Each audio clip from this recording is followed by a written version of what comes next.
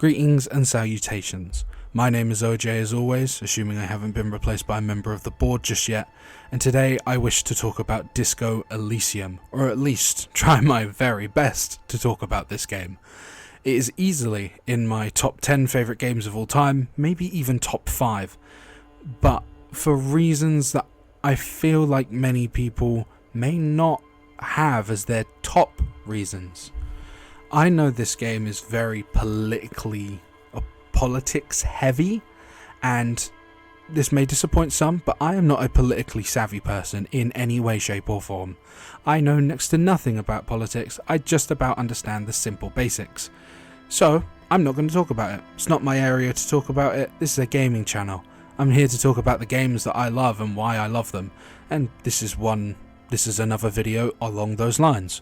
Though, for those curious, I will show my police file report showing where I leaned politically throughout the decisions I made in the game.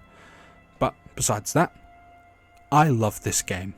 I love the world crafted within Disco Elysium. I love Martinez, I love Revachol, and I also almost just forgot, there's going to be spoilers for basically this entire game. So, if you can, go sail the 7 seas to get yourself a copy. Do not give money to Zorm, because, to my knowledge, they are a very, very, very scummy company who basically stole a game from the developers who made it. So yeah, go sail the 7 seas if you want to play it, and come back to this video when you're finished. Trust me, this is a unbelievably good game, even if it is a bit slow to start off, and it's maybe not everyone's cup of tea. But, ignoring that, and with those warnings done, why do I like Disco Elysium so much? It's a question I've been struggling to answer for a very long time. I mean, it's been about a year since I finished playing this game, and the entire time I came out of it thinking that game was incredible. I had unbelievable amounts of fun. I was enthralled. I was immersed in this game unlike anything I've ever played before, and yet here I am sat making this video not really sure what to say. How do I put my words on, how do I put my thoughts into words for all of everyone to listen to? And to make my life easy, I'm going to be covering a few individual scenes which in my opinion shaped the way I saw this game and made me love it so very much. And a good example of such a scene is the first couple of chats with the deserter. Now, as a bit of context for those that may need a refresher, because seriously, again, massive spoilers, the deserter is the man behind the entire case you're going through, in a literal sense. He is the man that put the bullet through the guy that you were investigating the death of. And although I know some people dislike the trope of, some random third party was revealed to be the true culprit the whole time, initially that was me. I was like, who's this random fella who's just actually the real bad guy, or bad guy quote unquote, the whole time? But as I stood there and talked to the deserter, I listened to his lines of dialogue, I listened to the music that played in the background. By the way, enormous shout out to the guys that made the music. I forgot their name. I'll pop it up on screen when I do the editing for this video.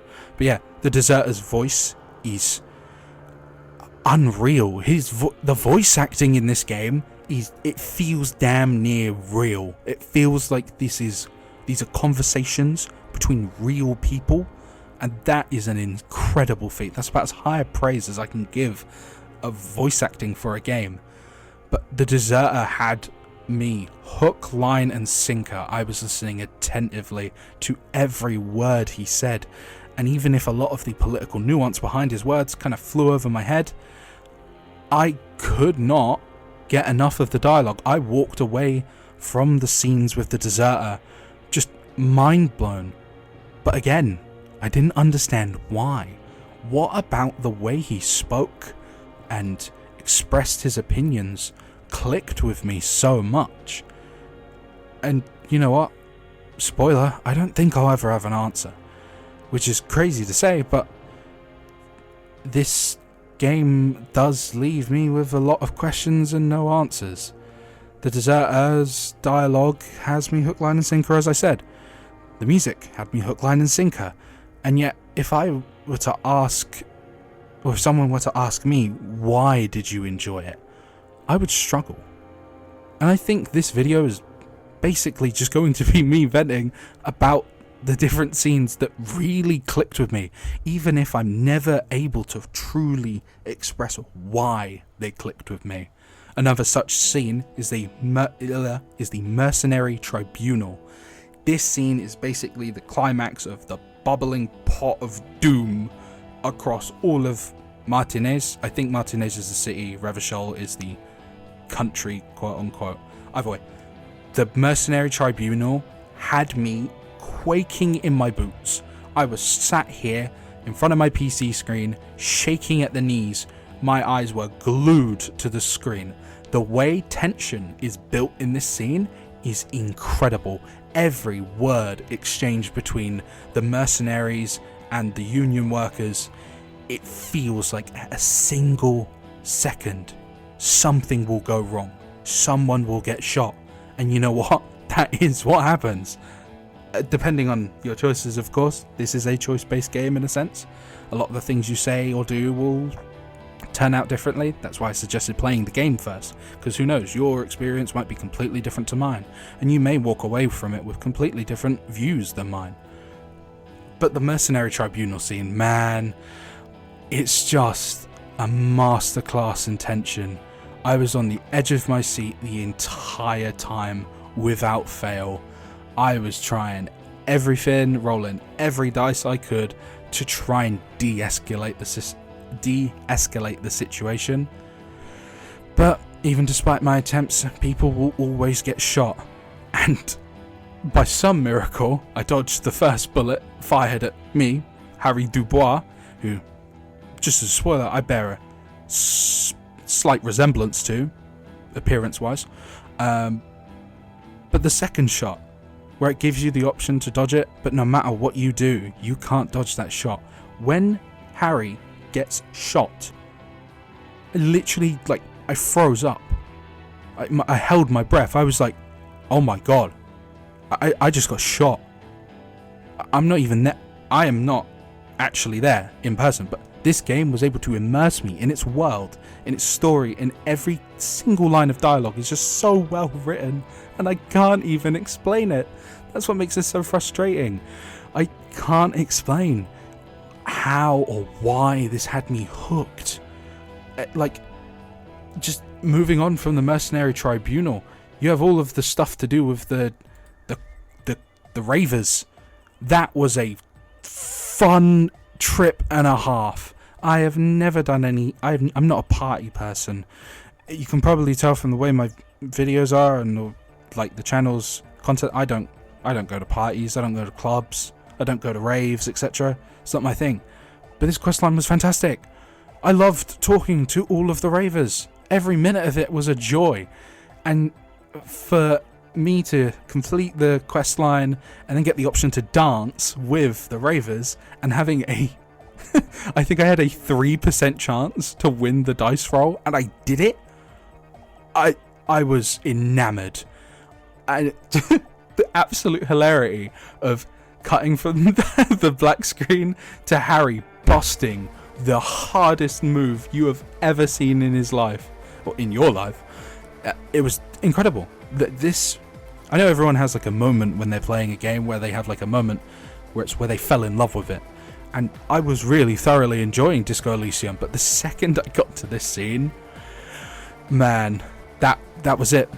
This immediately shot up into the top 10 games of all time. It has just this awkward sense of charm to it. And the fact in the dance sequence you can call on Kim, your partner, detective partner, to dance with you. And, you know, for most of the game he's kind of like a by-the-books fella. He cracks a few jokes here and there, and I wasn't actually expecting him to dance. But, oh my god, Kim Kitsuragi can bust a move. Like, it's just incredible.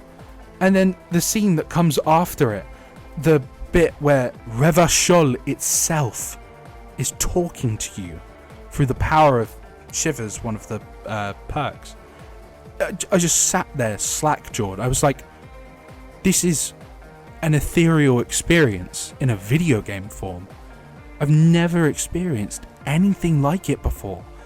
It was a shock to my system, and I loved every single minute of it. And although that was the moment where I fell in love with the game, there is a scene that I loved far more.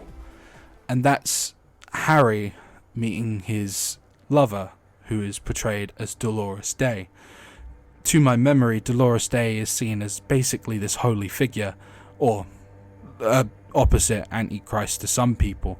A woman who could do no harm and was basically ethereal in design. And throughout the game you get tidbits and hints of Harry's previous relationship, one that haunts him to the point that when he hears her voice on a telephone that he randomly calls her on, it physically pains him to continue to talk. And that scene alone was like emotional as all hell. I was like, damn, it got my bottom lip wobbling and stuff. But this scene with Dolores Day, where Harry is picturing his lover as a literal goddess, a woman who is pure in all senses of the word, it was just unbelievable. I just sat there, silent, my mind spinning as I watched the scene just go forth.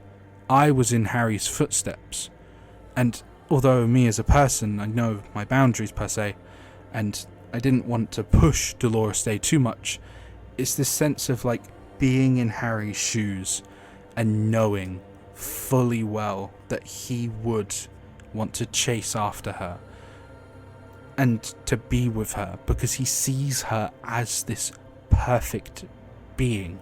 But that's far gone now. It's long in the past, and he may never see her again. That tragedy and the raw emotion from this scene, it just made me cry. I don't even know what overcame me. There wasn't like a specific line, it was just midway through it, I cried. Because it was just beautiful. There was no other word for it. It was beautiful in every sense and meaning of that word. And I don't think it's a coincidence that the empathy perk icon shares a striking resemblance to the player or the portrait for Dolores Day. And if you're curious, yes, empathy was the skill I put the most points in, because that's just kind of the person I am. But rounding out all of this talk about emotion and letting things go and all of that stuff along those lines, we get to what is basically the end of the game. After the talks with the deserter and with our first encounter with the, what's it called? The Insulidian Phasmid. Now, I know that there is a cutscene that you can get, like it's an absolutely gorgeous cutscene, one that rounds out this game in a perfect bow. I mean, I watched the cutscene myself and cried. What I'm trying to say is, in my playthrough, I didn't get that sequence where you truly commune with the Phasmid. And yet, that didn't bother me. Because as this game has taught me so far, sometimes you need to let things go. You need to let something beautiful, something that you cherish, go sometimes to better yourself, in a sense. And somehow I ended up appreciating the game more by having the Phasmid run away. It was just another question given to me by this world that I would probably never have the answer to. And yet, I wasn't angry that I didn't have that answer. I wasn't sad that I didn't have that answer. I was content. And this has been a whole lot of rambling. I'm going to admit, this is one of my more rambly videos, because Disco Elysium to me is such a hard game to talk about. I've sat on this video idea ever since I finished the game, and before I even created this YouTube channel. And who knows, maybe in the future I'll return to this game and truly delve deep into why I like it so much, if I can ever find that answer. Because again, I love this game. It's in my top 10, top 5, but I'm never really sure why. It just is. It's one of those games that just has a feeling of being in the top of my personal ranking. But with all of that rambling said, I do hope you've enjoyed a man trying his best to explain why he loves a game that's so different. I've never played a game like Disco Elysium before I had played it, and I still, a year on from finishing it, have never played a game like it. It is a one-in-a-lifetime experience. It is an amazing game if you can get over the relatively slow start of it, which, admittedly, at the time I didn't. I got to the second day and stopped playing the game, and yet 3 months later I decided I want to finish it. I want to finish it, yeah. I'm so happy that I did. I'm so happy that I went back to this game and gave it a second chance, because it's just a magnificent, beautiful masterpiece of the game. You know what I meant. Oh, and of course, I would be remiss if I didn't mention, visually it is an incredible game. Musically, it's an incredible game. You've probably heard some of the tracks playing in the background of this video. If you can, go search out the soundtrack on Spotify and give it a listen. After you've played the game, of course. And with all of that said, I hope you enjoyed my very random rambles, because this video has had no direction. I knew I just wanted to talk about Disco Elysium. This video took me like 3 days to make, because I would just sit here recording the audio and I'd be like, God damn it, what the hell am I going to do? Originally I was going to do it from the perspective of someone who doesn't get politics whatsoever. Tried talking about Joyce and Avant Claire and I just fell flat on my face. But again, with all of that said, I hope you enjoyed listening to my very incoherent rambles. I hope you have a good evening, good morning, good afternoon. I can't think of a third, fourth, good thing, etc. And I hope to see you all whenever I return for another autistic, incoherent ramble.